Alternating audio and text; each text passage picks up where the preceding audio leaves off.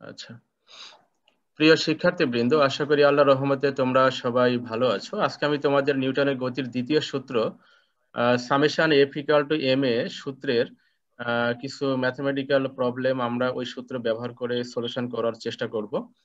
তো এই সূত্রের অনেকগুলো প্রয়োগ আছে summation F equal to M A. তো এখন বলো তো তোমরা, এই যে summation F equal to M A যে আমরা বলছি, তো এই সামেশন এফ এটার অর্থটা কি বলো? এই সামেশন এফ এই রাশিটির মানেটা কি? এটা কি মিন করছে? কে বলতে পারবে যে সামেশন? কতগুলো স্যার বলের স্যার সমষ্টি স্যার, লব্ধি বল স্যার।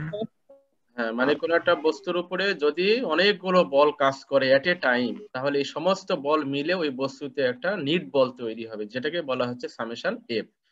এবং এই সামেশন এফ এর কারণে এই বস্তুতে একটা কি তৈরি হবে? একটা সিঙ্গেল ত্বরণ তৈরি হবে, যেটা গতদিনে আমরা বলেছিলাম যে summation F equal to M A এই ত্বরণের ডিরেকশন হবে কোন দিকে? এই সামেশন এফ তথা নিট বলের ডিরেকশন যেদিকে হবে, এই ত্বরণের ডিরেকশনও সেদিকে হবে। তাহলে আমাদের আলটিমেট টার্গেট হচ্ছে এই ত্বরণ বের করতে গেলে কি করতে হবে? আগে আমাদের সামেশন এফ বের করতে হবে, তথা নিট বলটা বের করতে হবে। এই নিট বলটা বের করতে পারলেই তাকে যদি আমরা ভর দ্বারা ভাগ করলে আমরা কি পেয়ে যাব? ত্বরণ পেয়ে যাব।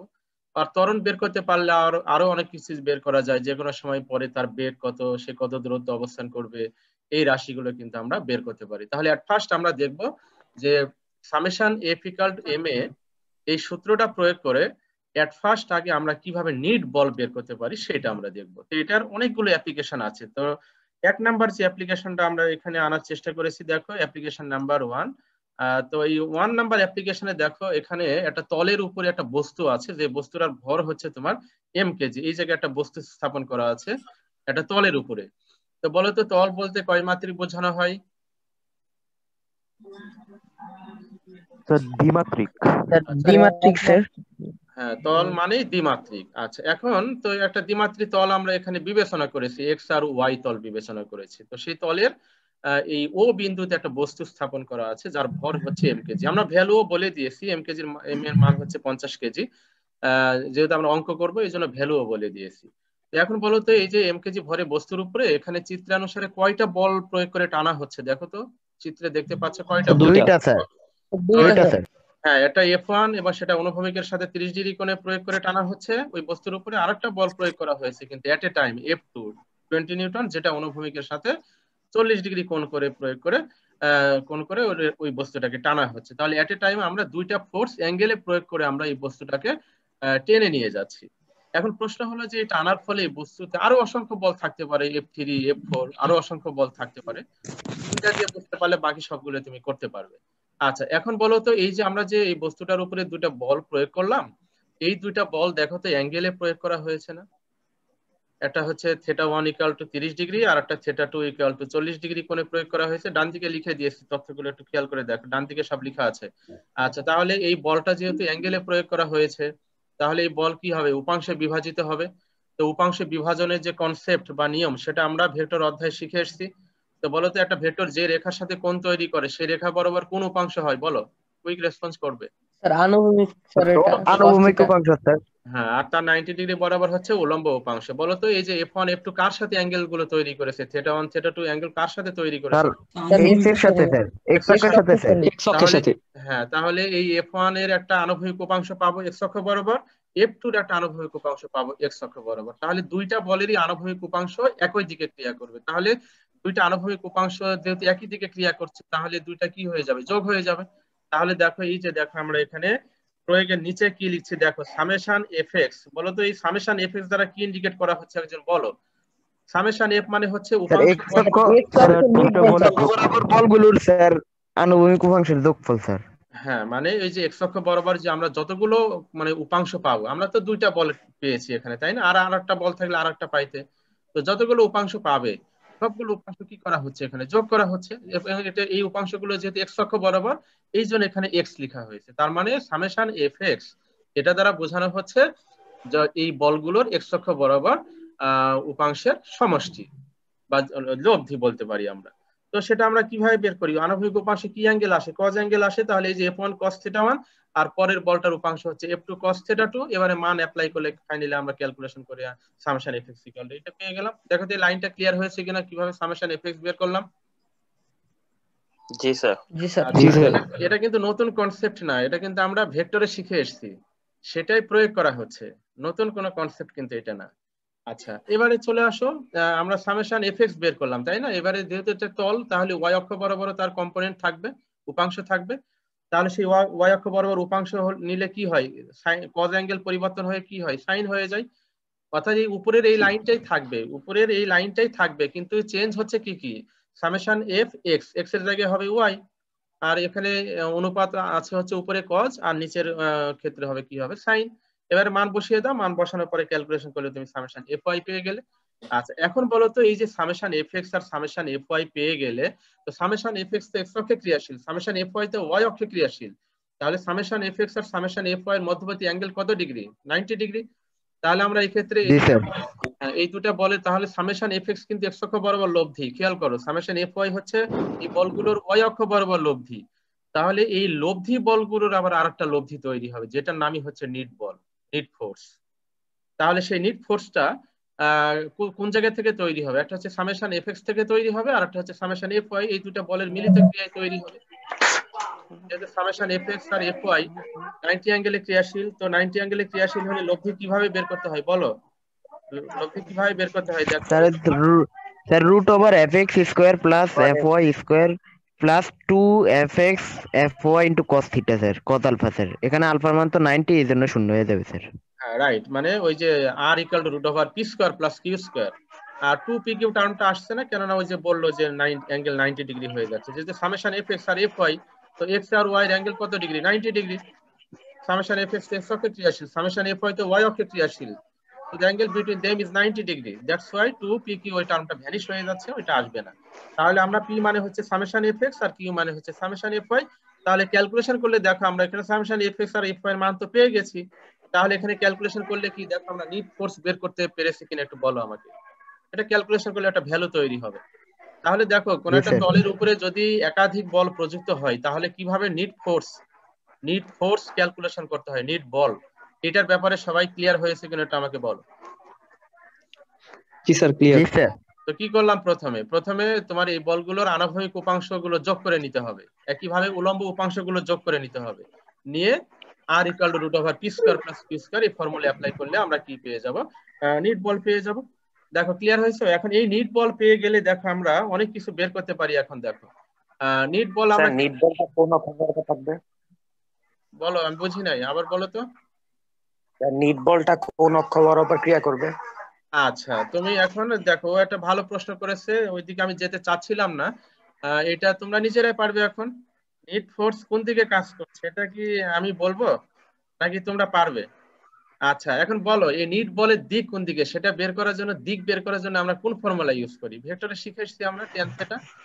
Tan theta is equal two, G sir. হ্যাঁ, tan theta equals to p plus q cos theta by sin theta. হ্যাঁ, tan theta equal to Q sine alpha divided P plus Q cos alpha. এখানে shortcut একটা formula apply করা যায়। Shortcut formula q হচ্ছে tan, sin হ্যাঁ, tan theta equal to summation F Y ভাগ summation F Y F X, summation F Y ভাগ summation F X. তো সেটা ব্যবহার করে তুমি দিক বের করতে পারবে। হ্যাঁ, আমরা দিকে যাচ্ছি না আপাতত, দিক যেহেতু বের করে আমরা অলরেডি জানি, জ্ঞান অর্জন করেছি অলরেডি, এই জন্য আমরা ওই দিকটা যাচ্ছি। ঠিক আছে, আমরা শুধু এখান থেকে কিভাবে এই নিট বল বের করে অ্যাক্সেলারেশন বের করতে পারি সেই বিষয়গুলো থেকে আমরা যাচ্ছি। ঠিক আছে। জি স্যার। আচ্ছা, তো এখন এই যে নিট ফোর্স ক্যালকুলেশন করে আমরা কত পেলাম, এই যে রুটের ভিতরে যে রাশিটি আছে এটা ক্যালকুলেশন করে আমরা ফাইনালি এখানে কত পেয়েছি। ফাইনালি আমরা এখানে দেখো ক্যালকুলেশন করে পাচ্ছি 219.73, এটাই হচ্ছে নিট ফোর্স। এখন এই যে সামেশন এফ ইকুয়াল টু কত লিখতে পারি আমরা, এম এ, তাই না? সামেশন এফ ইকুয়াল টু কি জানি আমরা, এম এ। তাহলে summation F equal to M A, that is equal to 219.73, এটা হচ্ছে নিট বল। তাহলে এই বলটাকে যদি আমরা ভর দ্বারা ভাগ করে দিই, তাহলে ফাইনালি আমরা এখান থেকে কি পেয়ে যাচ্ছি, অ্যাক্সেলারেশন পেয়ে যাচ্ছি। তাহলে দেখো আমরা কিভাবে নিট ফোর্স এবং এই নিট ফোর্সের কারণে অ্যাক্সেলারেশন কিভাবে বের করতে হয় সেইটা আমরা ক্লিয়ার হয়েছি কিনা একটু আমাকে বলো। জি স্যার, ক্লিয়ার। আচ্ছা, এখন অ্যাক্সেলারেশন পেলে আমরা কি করতে পারি একটু খেয়াল করে দেখো। অ্যাক্সেলারেশন পেলে আমরা অনেক কিছু বের করতে পারি। দেখো কি কি বের করা হয়েছে এখানে, বলো তো এখানে কি বের করা হয়েছে। দেখো 5 সেকেন্ড, 5 সেকেন্ড পরে 5 সেকেন্ড পরে বস্তুটির বেগ কত হবে। ইনিশিয়ালি বস্তুটা কিন্তু ওই যে তলের উপরে ওখানে মূল বিন্দুতে স্থির অবস্থায় ছিল, তাহলে স্থির অবস্থায় থাকলে আদি বেগ কত হবে? 0 হবে। আচ্ছা, যে কোনো সময় পরে বেগ বের করার জন্য আমরা কোন ফর্মুলা ইউজ করি বলো তো? v = u + at। তাহলে জি স্যার। হ্যাঁ, v = v0 + at, আমরা v0 নামকরণ করি, আদি বেগটাকে q দিয়ে লিখলেও হবে, কোনো সমস্যা নাই। তো v0 এর মান আমরা কত লিখবো? 0 লিখবো। v0 এর মানটা হচ্ছে 0, আর a মানে হচ্ছে দেখো এই যে অ্যাক্সেলারেশন যেটা বের করা হলো সেই অ্যাক্সেলারেশন এখানে চলে আসবে। আর যে সময় পরে তুমি বেগ চাচ্ছ সেই সময়টা তোমরা এখানে ইন্ডিকেট করবে। তাহলে ফাইনালি ক্যালকুলেশন করলে আমরা বেগ পেয়ে গেলাম। একইভাবে 5 সেকেন্ড পরে কত দূরত্ব অবস্থান করবে সমীকরণ ব্যবহার করে বের করে নিবে 55 মিটার। আমি করে দিয়েছি, পিডিএফটা দেখে নিবে, ঠিক আছে? তাহলে আমরা এই যে কোনো সময় পরে বেগ বা দূরত্ব বের করতে গেলে আমাকে এট ফার্স্ট কি জানতে হবে বলো? যে কোনো সময় পরে বেগ বা সরণ বা দূরত্ব বের করতে গেলে তোমার কি জানতে হবে বলো? ত্বরণ জানতে হবে স্যার। ত্বরণ জানতে হবে। ত্বরণ ছাড়া তো কোনো কিছু সম্ভব না তোমার এইগুলো। ত্বরণ স্যার। তাহলে সেই ত্বরণটাই আমরা জি, তো স্যার। উপরে ক্যালকুলেশন করলাম। তো ত্বরণ বের করতে গেলে আবার কি লাগবে? নিট বল, নিট ফোর্স। তো সেই নিট ফোর্সটাও কিভাবে ক্যালকুলেশন করতে হয় আমরা সেটাও জানলাম। সেই নিট ফোর্সকে ভর দ্বারা ভাগ করলে আমরা অ্যাক্সেলারেশন পেয়ে গেলাম। আর অ্যাক্সেলারেশন পেয়ে গেলে আমরা এই যে এই রাশিগুলো আমরা বের করতে পারি। সার্টেন টাইম পরে, যে কোনো সময় পরে বেগ কত, দূরত্ব কত, বা তোমার ওই যে পঞ্চম সেকেন্ডে, তম সেকেন্ডের দূরত্ব কত, সেটাও আমরা বের করতে পারি, তাই না? এখানে দেখো আরেকটা জিনিস বের করতে পারি আমরা, দূরত্বের তাই দূরত্বের সাপেক্ষে বেগ চাওয়া হচ্ছে। তাহলে দূরত্বের সাপেক্ষে বেগ চাইলে কোন ফর্মুলা ইউজ করতে হয়? v² = u² + 2s। তাহলে এখানে অ্যাপ্লাই করলে মান তুমি পেয়ে যাবে 6.63 মিটার পার সেকেন্ড। মানে দূরত্বের সাপেক্ষে যদি বেগ চাই, মানে বলা হলো যে ওই যে মূল বিন্দু হতে, মানে বস্তুটা ইনিশিয়ালি যেখানে ছিল সেখান থেকে এত দূরত্বে বেগ কত হবে, এত দূরত্বে বেগ কত হবে। তো এত দূরত্বে বেগ মানে কি, সেটা কার মান বলা হয়েছে এস এর মান বলা হয়েছে। তাহলে সেই এস এর মান এখানে অ্যাপ্লাই করবে। এই যে এস এর জায়গায় অ্যাপ্লাই করা হয়েছে তোমার 5 দিয়ে ক্যালকুলেশন করলে তুমি ভি এর মান পেয়ে যাচ্ছে এটা। তার মানে আমরা আলটিমেট ত্বরণের মান বের করতে পারলে বাকি সবগুলো আমরা কি করতে পারি? বের করতে পারি। দেখো এই অঙ্কটা ক্লিয়ার হয়েছে কিনা? এটা প্রবলেম নাম্বার 1 নাম্বার অ্যাপ্লিকেশন। কথা কি শোনা যাচ্ছে? জি স্যার জি স্যার। ব্যাকগ্রাউন্ডে জি স্যার। হালকা শব্দ হচ্ছে। জি স্যার। আচ্ছা, এখন হচ্ছে বলো স্যার। তো, যদি আমরা এখানে এই যে তলটা বিবেচনা করেছি, এই তলে কোনো ঘর্ষণ নাই, কিন্তু যদি ঘর্ষণ থাকে তাহলে কি হবে? ঘর্ষণ তো আসলে ফ্রিকশনলেস মিডিয়াম পাওয়া তো, মাধ্যম পাওয়া তো খুবই কঠিন, তাই না? তো আমরা উপরে যে অঙ্কটা করলাম, এই যে অঙ্কটা করলাম সেটা হচ্ছে ফ্রিকশনলেস মাধ্যম বিবেচনা করে আমরা অঙ্কটা করেছি, মানে তলের উপরে কোনো বাধা নেই, ঘর্ষণ নাই। কিন্তু ঘর্ষণ যদি থাকে সেই ক্ষেত্রে কিন্তু আমরা আর এটা এই এখানে একটু পরিবর্তন নিয়ে আসতে হবে। তো সেই পরিবর্তনটা কিভাবে করতে হয় সেটা দেখো আমি এখানে তোমাদের লিখে দিয়ে বোঝানোর চেষ্টা করেছি। দেখো দেখো এখানে ঘর্ষণ বল বলতো কোন দিকে কাজ স্যার বিপরীত দিকে বলের স্যার। বিপরীতে স্যার। বলের বিপরীতে স্যার। বলের বিপরীত। হ্যাঁ, বলবা যে প্রযুক্ত বলের বিপরীত দিকে, মানে তথা বস্তুর গতির বিপরীত দিকে, এটা বললে সবচেয়ে ভালো হয়। ঘর্ষণ বল, এই যে দেখো 1 নাম্বার পয়েন্ট আমি কি লিখেছি দেখো, ঘর্ষণ বল বিবেচনা করলে, তো ঘর্ষণ বল কখন বিবেচনা করা হয়? যখন তলটা কি হয়? অমসৃণ হয়। আর অমসৃণ হলেই তোমার সেখানে কি কাজ করবে? ঘর্ষণ কাজ করবে। আর মসৃণ হলে কি ঘর্ষণ থাকবে? মসৃণ হলে তো ঘর্ষণ থাকবে না। আচ্ছা, তো ঘর্ষণ বল বিবেচনা করলে প্রযুক্ত বল থেকে ঘর্ষণ বল কি করতে হবে? বিয়োগ করতে হবে। কেন বিয়োগ করতে হবে? কারণ প্রযুক্ত বল ঘর্ষণ বলের বিপরীত দিকে কাজ করে। এখানে তোমার প্রযুক্ত বল থেকে ঘর্ষণ বলটা কি করতে হবে? মাইনাস করতে হবে, ঠিক আছে? মাইনাস জি হ্যাঁ, স্যার। এবং এই ক্ষেত্রে প্রযুক্ত বল আর ঘর্ষণ বলের মধ্যবর্তী অ্যাঙ্গেল হচ্ছে 180 ডিগ্রি, পরস্পর বিপরীত দিকে ক্রিয়া করে। তো দুটো ভেক্টর পরস্পর বিপরীত দিকে ক্রিয়া করলে তোমার লব্ধি কি হয়? একটা থেকে আরেকটা বিয়োগ করতে হয়, তাই না? এই জন্য তোমার কি করতে হয়? প্রযুক্ত বল থেকে ঘর্ষণ বলটা মাইনাস করতে হয়। আচ্ছা, এবারে আমার এই ঘর্ষণের ক্ষেত্রে দুটো কনসেপ্ট আছে, এগুলো অতটা জরুরি না, কিন্তু একটু মনে রাখতে হবে, তোমাদের অঙ্ক করতে গিয়ে লাগবে। একটা হচ্ছে স্থিতি ঘর্ষণ গুণাঙ্ক, আর একটা হচ্ছে গতীয় ঘর্ষণ গুণাঙ্ক। এখন ঘর্ষণ গুণাঙ্ক কাকে বলে সেই সংজ্ঞাটা আগে ভালো করে জানো। ঘর্ষণ গুণাঙ্কের সংজ্ঞা কাকে বলে? সেটা হচ্ছে ঘর্ষণ বল ও অভিলম্বী প্রতিক্রিয়া বলের অনুপাতকে বলা হয় ঘর্ষণ গুণাঙ্ক। কি বললাম? ঘর্ষণ বল, এই যে উপরে যে এফ লেখা আছে, এই এফটাকে বলা হচ্ছে ঘর্ষণ বল। বস্তু স্থির অবস্থায় থাকলেও কিন্তু একটা ঘর্ষণ বল কাজ করে, সেটাকে বলা হয় স্থির ঘর্ষণ বল। আর বস্তু গতিশীল অবস্থায় থাকলে সেখানেও কিন্তু একটা ঘর্ষণ বল কাজ করে, যেটাকে বলা হচ্ছে গতীয় ঘর্ষণ বল। তাহলে ঘর্ষণ গুণাঙ্কের সংজ্ঞা হচ্ছে যে ঘর্ষণ বল এবং অভিলম্বী প্রতিক্রিয়া বলের অনুপাতকে বলা হয় ঘর্ষণ গুণাঙ্ক। এখন বস্তুটা যদি স্থিতি অবস্থায় থাকে, বস্তুটি গতিশীল এখনো হয় নাই, ধরো স্থিতি অবস্থায় আছে, ওই অবস্থায় যে ঘর্ষণ বল গুণাঙ্কটা কাজ করে সেটার নাম হচ্ছে স্থিতি ঘর্ষণ গুণাঙ্ক। ঘর্ষণ গুণাঙ্ককে নরমালি আমরা মিউ দিয়ে প্রকাশ করি, মিউ। আর স্থিতি ইংলিশ হচ্ছে স্ট্যাটিক, এই জন্য স্থিতি ঘর্ষণ গুণাঙ্ককে প্রকাশ করা হচ্ছে মিউএস দিয়ে। তো মিউএস ইকুয়াল টু স্থির ঘর্ষণ বল ডিভাইডেড প্রতিক্রিয়া বল। প্রতিক্রিয়া বল কাকে বলে সেটা আমি একটু পরে বলছি। আর গতীয় ঘর্ষণ গুণাঙ্কের ক্ষেত্রে সংজ্ঞাটা হচ্ছে গতীয় ঘর্ষণ বল। গতীয় মানে হচ্ছে কাইনেমেটিক্স, মানে গতিশীল অবস্থায় থাকাকালীন যে ঘর্ষণ গুণাঙ্কটা কাজ করবে। তো সেটা মিউকে, দ্যাট ইজ এই কে আসছে কাইনেমেটিক্স থেকে বা কাইনেটিক। তো মিউকে দ্যাট ইজ ইকুয়াল টু গতীয় ঘর্ষণ বল ডিভাইডেড অভিলম্বী প্রতিক্রিয়া বল। এখন অভিলম্বী প্রতিক্রিয়া বলটা কি সেটা ডান দিকে লেখা আছে, দেখো যে অভিলম্বী প্রতিক্রিয়া বল হচ্ছে বস্তুর উপর তল কর্তৃক যে বলটা প্রযুক্ত হয়। যেমন ধরো তুমি এখন ধরো চেয়ারে বসে আছো, তাহলে চেয়ারে তোমার কি একটা ওজন কাজ করছে না? তো সেই ওজনটা কোন দিকে কাজ করছে? নিচের দিকে কাজ করছে, এটা হচ্ছে ক্রিয়া বল, অ্যাকশন ফোর্স। আর তুমি যে চেয়ারের উপরে বসে আছো, যে সারফেসটার উপরে, সারফেস তোমার উপরে আর একটা প্রতিক্রিয়া বল দিয়েছে, যেটার নামই হচ্ছে তল কর্তৃক বস্তুর উপর প্রতিক্রিয়া বল। তাহলে তুমি যে চেয়ারের উপরে বসে আছো, তাহলে তোমার উপরে যে বলটা প্রয়োগ করছে সেটাই হচ্ছে তল কর্তৃক বস্তুর উপর অভিলম্বী প্রতিক্রিয়া বল, যেটাকে আমরা নরমালি আর দিয়ে প্রকাশ করি। এটাকে অনেক সময় এন দিয়েও প্রকাশ করা হয়, নরমাল ফোর্স বলা হয় এটাকে অনেক সময়। তো অনেক সময় আমরা রিয়াকশন ফোর্স বলি। তো রিয়াকশন ফোর্স বিবেচনা করে এটাকে আমরা অনেক সময় আর দিয়ে প্রকাশ করি, আবার অনেক সময় রিয়াকশন ফোর্স যেহেতু একটা নরমাল ফোর্স, এই জন্য এটাকে আমরা অনেক সময় এন দিয়েও প্রকাশ করি। তাহলে আর এর ব্যাপারটা ক্লিয়ার হয়েছে কিনা এটা আমাকে বলো সবাই। জি স্যার। জি স্যার। তাহলে আর হচ্ছে কি তল কর্তৃক বস্তুর উপর অভিলম্বী প্রতিক্রিয়া বল, মানে রিয়াকশন ফোর্স। ঠিক আছে, রিয়াকশন ফোর্স। আচ্ছা, এখন দেখো আমরা এখানে এই ঘর্ষণের কনসেপ্ট অ্যাপ্লাই করে আচ্ছা এখন বলো তো এই সমীকরণগুলো ব্যবহার একটু জানতে হবে। সাধারণত এটা দেখা গেছে, হিসাব করে দেখা গেছে যে ঘর্ষণ বলে মানটা প্রতিক্রিয়া বলের চেয়ে কম থাকে। তো ঘর্ষণ বলে মান যেহেতু প্রতিক্রিয়া বলে মান চেয়ে কম থাকে, তাহলে সেই ক্ষেত্রে বলো তো এখানে মিউ এর মানটা কি হবে? বলো, মিউ এর মানটা কি হবে? 1 এর চেয়ে ছোট হবে না বড় হবে?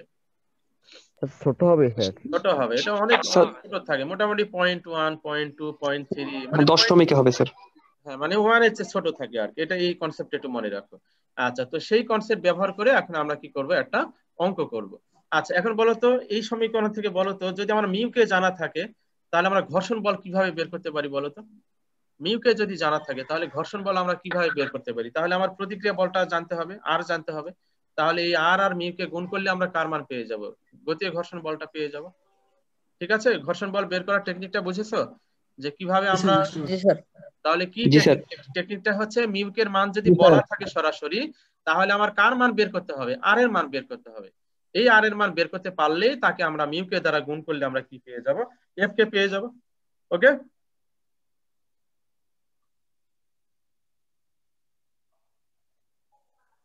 আচ্ছা এখন দেখো এখানে এই তলের উপরে একটা বস্তু স্থাপন করা হয়েছে। দেখো এই বস্তুটার উপরে দেখো তোমার ডান দিকে একটা বল প্রয়োগ করা হচ্ছে 100 নিউটন বল, এবং এই বস্তুটা ডান দিকে গতিশীল হয়েছে। অ্যাক্সেলারেশনের ডিরেকশন দেখো ডান দিকে দেখানো হয়েছে, তার মানে বস্তুটা তল বরাবর কোন দিকে গতিশীল? ডান দিকে গতিশীল। ওকে, আচ্ছা কত নিউটন বল প্রয়োগ করা হয়েছে? 100 নিউটন বল প্রয়োগ করা হয়েছে। তো যেহেতু তলটা অমসৃণ, তাহলে অবশ্যই এখানে কি বল কাজ করবে? ঘর্ষণ বল কাজ করবে। এবং এই ঘর্ষণ বল কোন দিকে কাজ করে বলো? বস্তুর গতির বিপরীত দিকে কাজ করবে। তাহলে ঘর্ষণ বল কোন দিকে কাজ করবে? বাম দিকে। তার মানে এই যে ঘর্ষণ, যেহেতু বস্তুটা গতিশীল অবস্থায় আছে, এই জন্য কোন ঘর্ষণ বল কাজ করবে? স্থিতি ঘর্ষণ বল নাকি গতীয় ঘর্ষণ বল? গতীয় ঘর্ষণ বল। গতীয় ঘর্ষণ বল হ্যাঁ, স্যার। এই জন্য হ্যাঁ এই এফটাকে বলা হচ্ছে কাইনেমেটিক ফোর্স, মানে গতীয় ঘর্ষণ যে বলটা আর কি, গতিশীল থাকা অবস্থায় যে ঘর্ষণ বল কাজ করে। ঠিক আছে, আচ্ছা এখন এই অঙ্কটার ক্ষেত্রে দেখো ভ্যালু বলে দিয়েছি, যে গতীয় ঘর্ষণ গুণাঙ্কের মানটা আমি বলে দিয়েছি 0.1, আর বস্তুটার ভর কত সেটা আমি বলে দিয়েছি। যেহেতু অঙ্ক করবো 20 কেজি বলা আছে। আচ্ছা এখন বলো তো এই বস্তুটা যখন তলের উপরে আছে এখন তার ওজন কোন দিকে আছে? খাড়া নিচের দিকে। সেটা কত? mg। আর তল বস্তুর উপরে যে প্রতিক্রিয়া বল দিবে আর সেটা রিয়াকশন ফোর্স, সেটা কোন দিকে কাজ করবে? উপরের দিকে। তাহলে ওজনটা হচ্ছে ডাউনওয়ার্ড আর রিয়াকশন ফোর্সটা হচ্ছে আপওয়ার্ড, নরমাল ফোর্স। আচ্ছা এখন বলো তো ভার্টিক্যালি কয়টা বল দেখা যাচ্ছে? একটু চিত্র থেকে বলো। এখন ভার্টিক্যাল, আমরা ভার্টিক্যাল অক্ষ মানে ওয়াই অক্ষ যদি আমরা বিবেচনা করি, দুইটা স্যার। তাহলে কয়টা ফোর্স আমরা এখানে দেখতে পাচ্ছি? দুইটা ফোর্স, একটা হচ্ছে অ্যাকশন ফোর্স আর একটা রিয়াকশন ফোর্স। আচ্ছা, তো দুইটা কি একই দিকে না বিপরীত দিকে বলো? বিপরীত দিকে স্যার। তো বিপরীত দিকে হলে কি করতে হয়? এখন আমরা বলতে হবে সবকিছু দেখো, এই যে সামেশন এফ ওয়াই ইকুয়াল আর মাইনাস এমজি, কেন মাইনাস করেছি বলো? স্যার বিপরীত দিকে, তাই আর এর বিপরীতে স্যার এমজি স্যার। হ্যাঁ, দুইটা বিপরীত দিকে হলে লব্ধি কম হয়, ওই যে R mean that is equal to P minus Q হয়। এটা এখানে যে কোনো একটাকে বড় ধরবে আর একটাকে ছোট ধরবে। এখানে আমি আর মাইনাস এম জি লিখেছি, তোমরা এম জি মাইনাস আরও লিখতে পারো, কোনো সমস্যা নেই। ঠিক আছে। আচ্ছা, তো সামেশন এফ জি মানে স্যার। কি লিখতে পারি আমরা? M A that is equal to R minus M G. এখন বলো তো বস্তুটা গতি কি ভার্টিক্যাল নাকি হরাইজন্টাল? বস্তুটা গতিশীল কোন দিকে? Vertical sir. হরাইজন্টাল। বস্তুটা কি ভার্টিক্যালি উপরের দিকে লাফিয়ে উপরের দিকে উঠে যাচ্ছে, নাকি বস্তুটা নো নো স্যার, বরাবর করছে? Horizontal sir, horizontal. জি স্যার। হরাইজন্টাল মুভমেন্ট আছে, তার মানে কি উলম্ব বরাবর তার কোনো অ্যাক্সেলারেশন নাই। এই জন্য তোমার এ ওয়াই কত লেখা হয়েছে এখানে? 0 লেখা হয়েছে। তো এ ওয়াই যেহেতু 0, তাহলে আমরা এখানে ফাইনালি ক্যালকুলেশন করলে কি পেয়ে যাচ্ছে দেখো, তাহলে এম আর 0 গুণ করলে তো আলটিমেট এটা 0 হয়ে যাচ্ছে।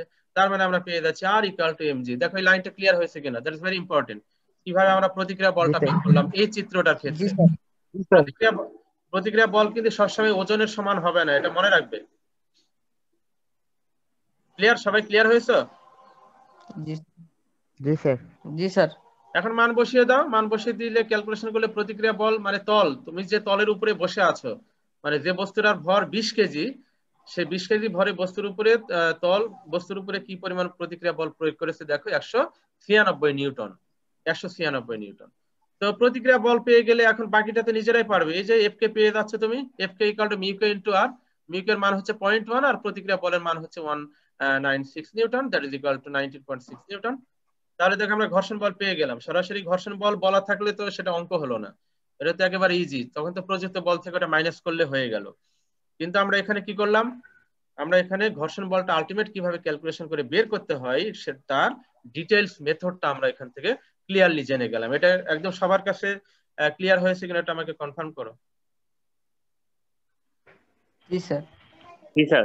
আচ্ছা, এখন দেখো দ্বিতীয়টার ক্ষেত্রে আমাদের আলটিমেট টার্গেট হচ্ছে অ্যাক্সেলারেশন বের করা। হ্যাঁ, ত্বরণ বের করব। We are very much interested to find out the value of acceleration. আচ্ছা, এখন অ্যাক্সেলারেশন বের করতে তাহলে অ্যাক্সেলারেশন বস্তুটার অ্যাক্সেলারেশন কোন দিকে? ভার্টিক্যালি তো না, হরাইজন্টালি, তাই না? তো এখন বলো হরাইজন্টালি কি কি বল কাজ করছে? আনুভূমিক বরাবর কয়টা বল আমরা এখানে দেখতে পাচ্ছি? একটা হচ্ছে প্রযুক্ত বল 100 নিউটন, আর একটা হচ্ছে স্যার ঘর্ষণ দুইটা বল স্যার। যেটা আমরা বের করলাম 19.6 নিউটন। ঠিক আছে, তাহলে এখন আমরা যদি হরাইজন্টালি আমরা এই সূত্রটাকে অ্যাপ্লাই করি, তাহলে সামেশন এফ ইকুয়াল টু কি লিখবো? প্রযুক্ত বল মাইনাস ঘর্ষণ বল। তাহলে এর সামেশন এফ ইকুয়াল টু কি লিখতে পারি আমরা? বামে জি যেটা স্যার। আছে summation F that is equal to M A, আর ডানে যা আছে সেটা লেখা হলো। তাহলে এ ইকুয়াল টু ভর দ্বারা ভাগ করে দাও। এবারে তোমরা এখানে মানটা অ্যাপ্লাই করে দাও। প্রযুক্ত বল হচ্ছে 100 নিউটন, ঘর্ষণ বল হচ্ছে 19.6 নিউটন, আর ভর হচ্ছে তোমার 20 কেজি। তাহলে ক্যালকুলেশন করলে আমরা তোমার অ্যাক্সেলারেশন পেয়ে যাচ্ছি 4.02 মিটার পার সেকেন্ড স্কয়ার। দেখো ক্লিয়ার হয়েছে কিনা কিভাবে আমরা এখান থেকে অ্যাক্সেলারেশন বের করলাম? জি স্যার। জি স্যার। দেখো আমরা প্রথমে কি কি বের করলাম বলো? প্রতিক্রিয়া বল বের করলাম।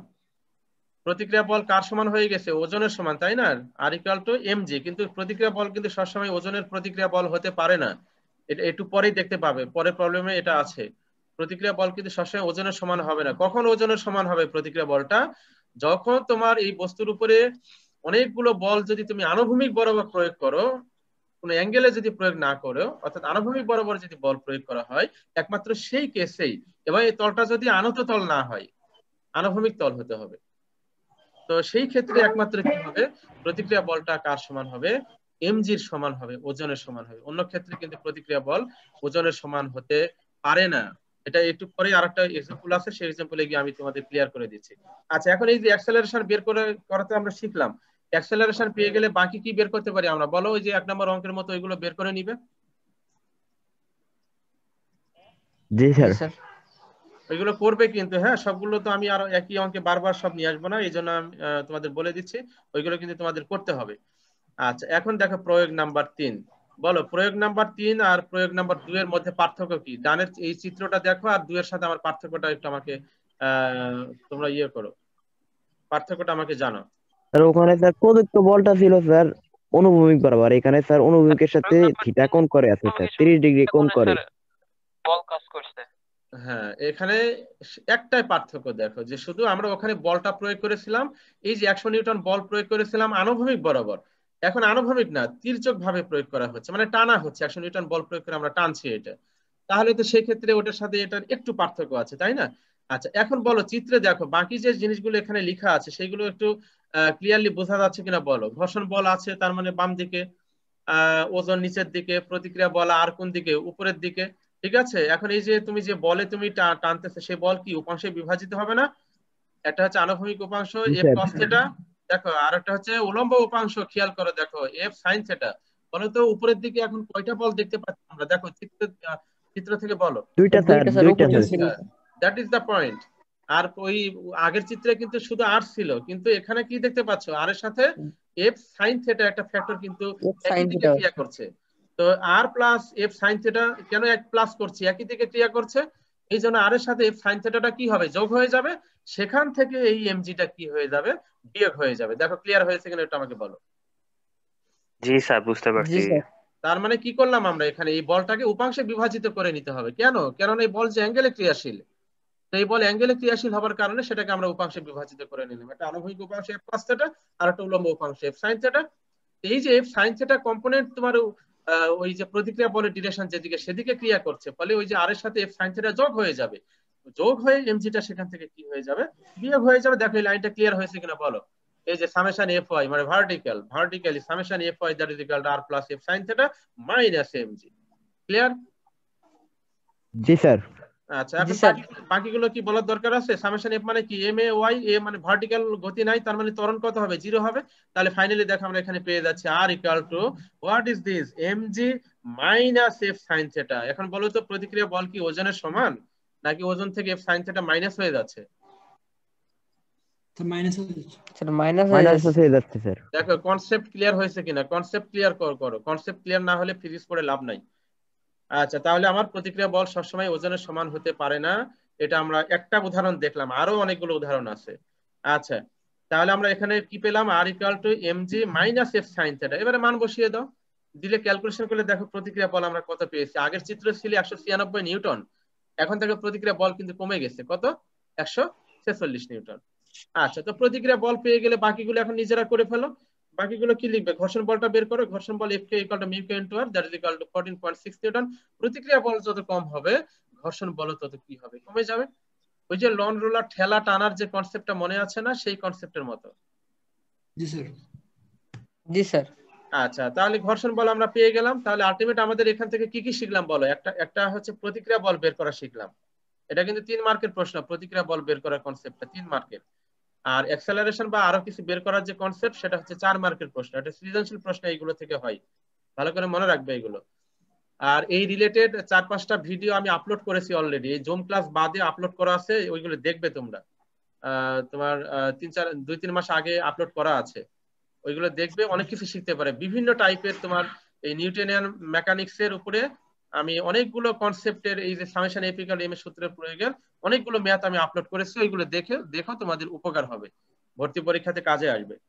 আচ্ছা, তাহলে আমরা এখান থেকে এফ কে পেয়ে গেলাম। এখন তাহলে ত্বরণ বের করো। আচ্ছা, ত্বরণ বের করার জন্য ওই আনুভূমিক বরাবর সামেশন এফ প্রয়োগ করো কেউ একজন, যে পারবে সেই লেখো। আনুভূমিক বরাবর এই সামেশন এফ ইকুয়াল টু কি লিখবো বলো?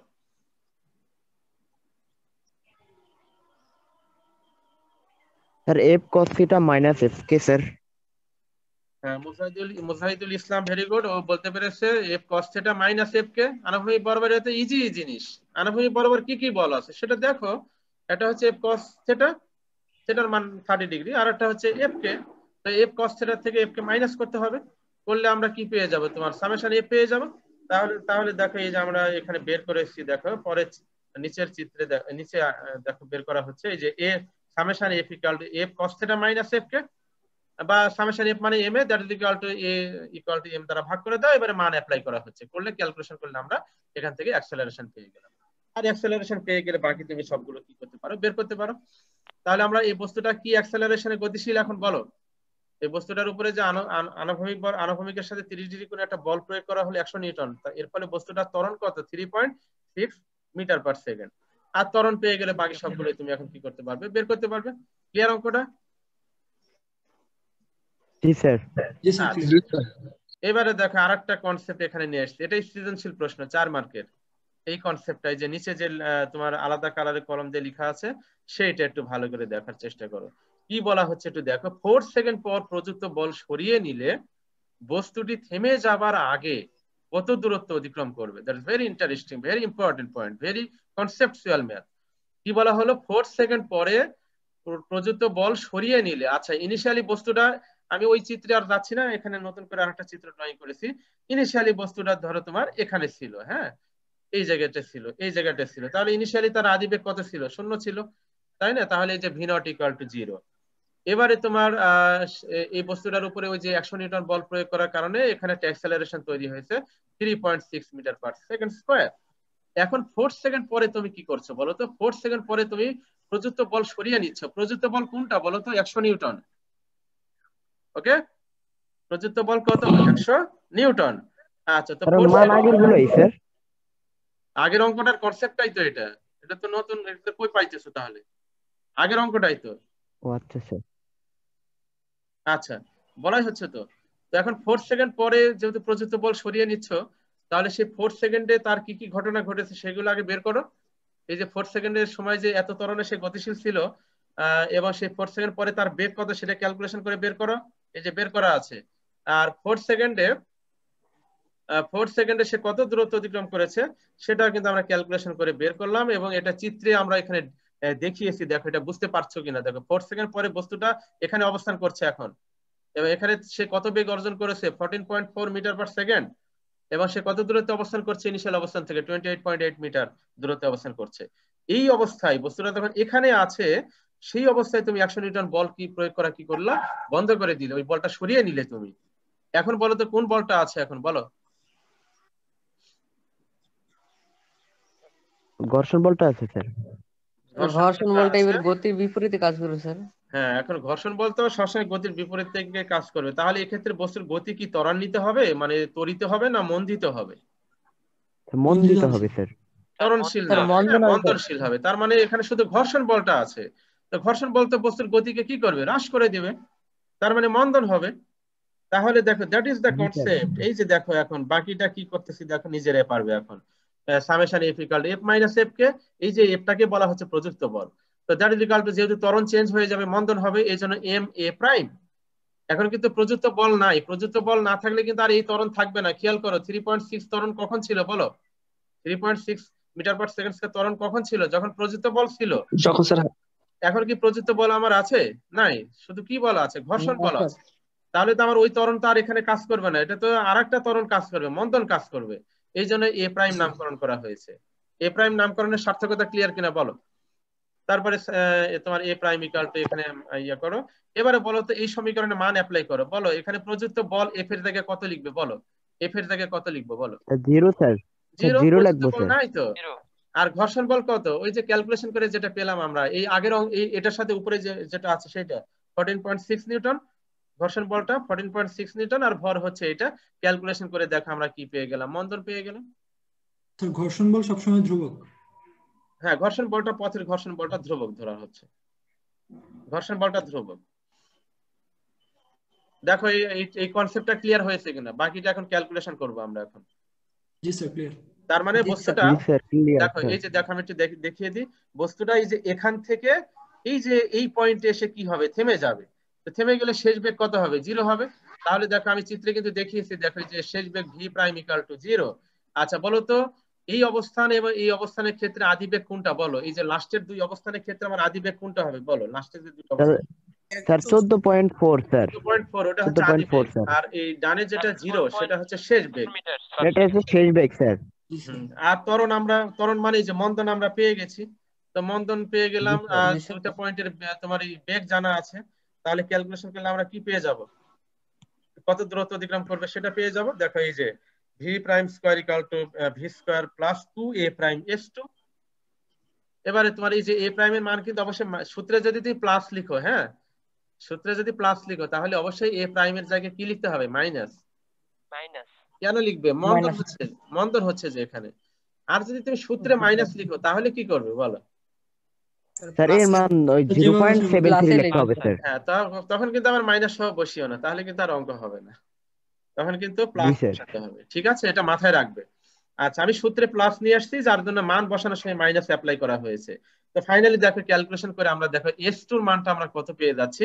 142.03 মিটার। এত দূরত্ব অতিক্রম করে সে কি হবে? থেমে যাবে। দেখো তো অঙ্কটা খুব ইন্টারেস্টিং কিনা, দেখো বুঝতে পেরেছো কিনা এটা আমাকে বলো। খুবই জি স্যার। ইম্পর্টেন্ট একটা অঙ্ক কিন্তু এটাই জি, স্যার। সৃজনশীল জি, স্যার। অঙ্ক, সৃজনশীল প্রশ্ন এটাই। আচ্ছা, তাহলে আমরা এখান থেকে মোটামুটি ভালো কনসেপ্টের অঙ্ক আমরা শিখলাম। এবারে দেখো আরো অনেকগুলো কনসেপ্ট আছে। আমরা এতক্ষণ যেটা শিখলাম সেটা হচ্ছে আনুভূমিক তলে থাকলে কি ঘটনা ঘটে সেটা আমরা শিখলাম। এবারে দেখো বস্তু যদি আনত তলে থাকে, আনত তল, স্লাইডিং ইনক্লাইন্ড প্লেন বলা হয়, ইনক্লাইন্ড প্লেন, INCLINED, ইনক্লাইন্ড প্লেনে যদি বস্তু থাকে। তো ধরো এইরকম একটা ইনক্লাইন্ড প্লেনে একটা বস্তু স্থাপন করা আছে যেটা থিটা অ্যাঙ্গেলে আছে। এই থিটা অ্যাঙ্গেল করার কারণে এই আনত তলটা থিটা অ্যাঙ্গেলে রাখা হলে এই বস্তুটাকে যদি এই তলের উপরে রেখে দেওয়া হয় তাহলে স্লাইডিং করে এই বস্তুটা নিচের দিকে পতিত হবে। এখন প্রশ্ন হলো কোন বলের কারণে এই বস্তুটা স্লাইডিং করে নিচের দিকে পতিত হবে? এখানে তো কোনো বল কাজ করছে না, জাস্ট তুমি ওই বস্তুটাকে স্লাইডিং তলের উপরে জাস্ট তুমি রেখে দিলে, এইরকম একটা স্লাইডিং তল এর উপরে তুমি বস্তুটা রেখে দিলে, তাহলে কোন বলের কারণে এই বস্তুটা এই স্লাইডিং তল বরাবর নিচের দিকে পতিত হবে? তো উত্তর হচ্ছে এই যে অভিকর্ষ বল। হ্যাঁ, না, হ্যাঁ, ওজন। Sir Right. ওজনের জন্য স্যার। হ্যাঁ, বলো। স্যার ওজনের জন্য স্যার, ওজন তো নিম্নমুখী কাজ করছে স্যার, হ্যাঁ, তার হ্যাঁ, জন্য স্যার ওই জায়গায় ওজনের জন্য এটা নিচের দিকে আসছে। হ্যাঁ, দেখো এই যে ওজনটা, এই ওজনটা বস্তুটা যখন এখানে ছিল তখন ওজন কোন দিকে কাজ করবে? খাড়া নিচের দিকে কাজ করবে। দেখো এই চিত্রটা একটু খেয়াল করো, এই ওজনটা খাড়া নিচের দিকে কাজ করবে। ওকে, আচ্ছা, তো ওজন খাড়া নিচের দিকে কাজ করছে। আচ্ছা, আমার কার্সরটা, আচ্ছা একটু ওয়েট করো। হ্যাঁ, এই ওজনটা কোন দিকে কাজ করছে? খাড়া নিচের দিকে। আচ্ছা, বলো তো এই অ্যাঙ্গেল যদি থিটা হয়, এটা তো 90 ডিগ্রি, তাই না? ডানের এই অ্যাঙ্গেলটা, তাহলে উপরের এই অ্যাঙ্গেলটা কত হবে বলো তো? 90 মাইনাস থিটা, তাই না? উপরের অ্যাঙ্গেলটা 90 মাইনাস কি হবে? জি থিটা হবে। স্যার, আচ্ছা, তাহলে বলো থিটা তো হবে। জি স্যার। এই অ্যাঙ্গেলটা কত হবে বলো তো? এই ওজনের ক্রিয়া রেখার সাথে এই রেখাটা কত অ্যাঙ্গেল তৈরি করবে? 90 মাইনাস থিটা। জি স্যার। ঠিক আছে, আর এই বরাবর আমরা একটা ভার্টিক্যাল রেখা টেনে দিয়েছি। এই তল বস্তুর উপরে যে প্রতিক্রিয়া বল দিবে সেটা দেখো আর।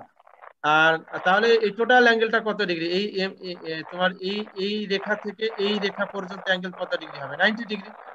এই 90 থেকে 90 ডিগ্রি হবে। জি স্যার। যদি যে উপরে যে অ্যাঙ্গেলটা, এই যে অ্যাঙ্গেলটা 90 মাইনাস থিটা, এটা মাইনাস করা হয়, তাহলে এই যে অ্যাঙ্গেলটা সেটা আমরা কত পেয়ে যাব? থিটা পেয়ে যাব। থিটা পাবো স্যার, এই থিটা। অ্যাঙ্গেলটা থিটা পেয়ে যাব। সেটা পাবো। তাহলে এই এমজিটা এই রেখার সাথে থিটা অ্যাঙ্গেলে ক্রিয়াশীল, তাহলে এই বরাবর ওজনের উপাংশ এমজি কস থিটা, আর এই বরাবর অনুভূমিক ওজনের উপাংশ হবে। জি স্যার। হ্যাঁ, এমজি সাইন থিটা। তার মানে এই ওজনটা কি হলো? এখন উপাংশে বিভাজিত হলো। এটা উপাংশে বিভাজিত হওয়ার কারণে এখন জি কি স্যার। হবে? এই যে এমজি সাইন থিটা, যে বলটা ডাউনওয়ার্ড স্লাইডিং বরাবর নিচের দিকে কাজ করছে আনত তল বরাবর, সেই বলের কারণে এই বস্তুটা কি হবে? নিচের দিকে গতিশীল হবে। এখন বলো তো ভার্টিক্যালি কি কি বল আছে এখানে? একটা আর একটা জি এমজি স্যার। Cos theta. তাহলে আর এমজি